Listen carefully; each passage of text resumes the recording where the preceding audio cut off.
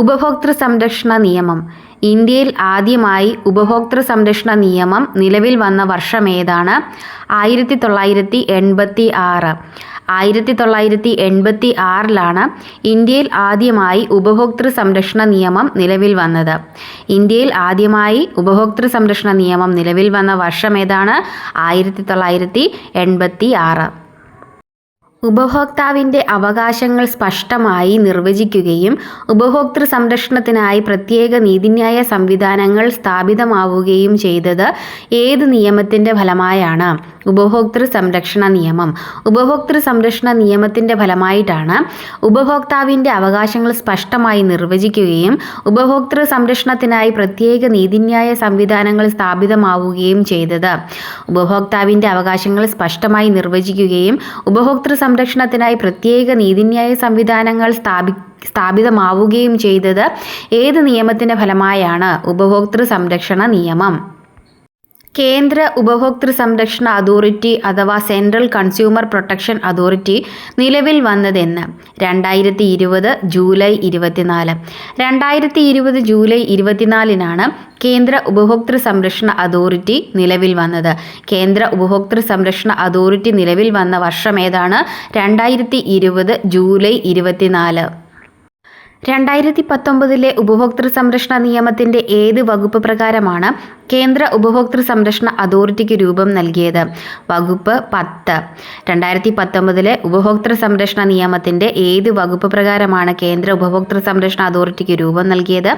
വകുപ്പ് 10 പ്രകാരമാണ്.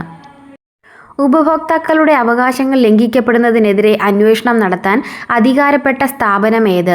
കേന്ദ്ര ഉപഭോക്തൃ സംരക്ഷണ അതോറിറ്റിയാണ്. ഉപഭോക്താക്കളുടെ അവകാശങ്ങൾ ലംഘിക്കപ്പെടുന്നതിനെതിരെ അന്വേഷണം നടത്താൻ അധികാരപ്പെട്ട സ്ഥാപനം കേന്ദ്ര ഉപഭോക്തൃ സംരക്ഷണ അതോറിറ്റിയാണ്. പ്രധാനപ്പെട്ട ഉപഭോക്തൃ സംരക്ഷണ അവകാശങ്ങൾ ഏതെല്ലാം? 1.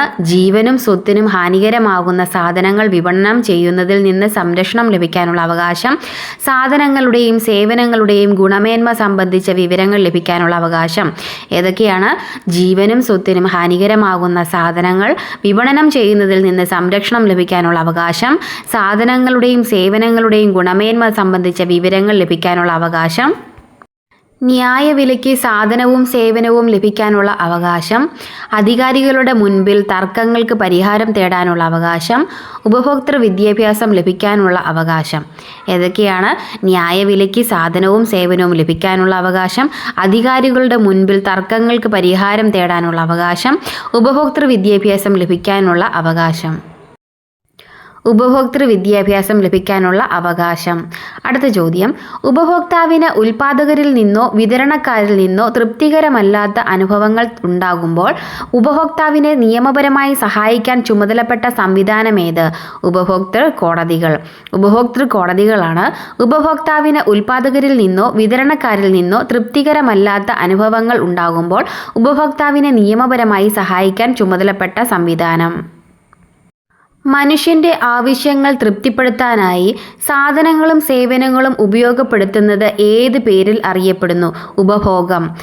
മനുഷ്യൻ്റെ ആവശ്യങ്ങൾ തൃപ്തിപ്പെടുത്താനായി സാധനങ്ങളും സേവനങ്ങളും ഉപയോഗപ്പെടുത്തുന്നത് ഏത് പേരിലാണ് അറിയപ്പെടുന്നത്? ഉപഭോഗം എന്ന പേരിലാണ് അറിയപ്പെടുന്നത്. വില കൊടുത്തോ കൊടുക്കാമെന്ന കരാറിലോ ഏതെങ്കിലും സാധനമോ സേവനമോ വാങ്ങി ഉപയോഗിക്കുന്ന ആൾ എങ്ങനെ അറിയപ്പെടുന്നു? ഉപഭോക്താവ്. വില കൊടുത്തോ കൊടുക്കാമെന്ന കരാറിലോ ഏതെങ്കിലും സാധനമോ സേവനമോ വാങ്ങി ഉപയോഗിക്കുന്ന ആൾ അറിയപ്പെടുന്ന പേരാണ് ഉപഭോക്താവ്. 2019 ഉപഭോക്തൃ സംരക്ഷണ നിയമത്തിന് രാഷ്ട്രപതിയുടെ അംഗീകാരം ലഭിച്ചതെന്ന്? 2019 ഓഗസ്റ്റ് 9. 2019 ഉപഭോക്തൃ സംരക്ഷണ നിയമത്തിന് രാഷ്ട്രപതിയുടെ അംഗീകാരം ലഭിച്ച തീയതിയാണ് 2019 ഓഗസ്റ്റ് 9. 2019 ഉപഭോക്തൃ സംരക്ഷണ നിയമത്തിന് ആകെ എത്ര അധ്യായങ്ങളുണ്ട്? 8 അധ്യായങ്ങൾ. 2019 ഉപഭോക്തൃ സംരക്ഷണ നിയമത്തിന് എത്ര അധ്യായങ്ങളുണ്ട്? 8 അധ്യായങ്ങളാണ് ഉള്ളത്. 2019 ഉപഭോക്തൃ സംരക്ഷണ നിയമത്തിലെ ആകെ വകുപ്പുകൾ എത്ര? 107 വകുപ്പുകൾ.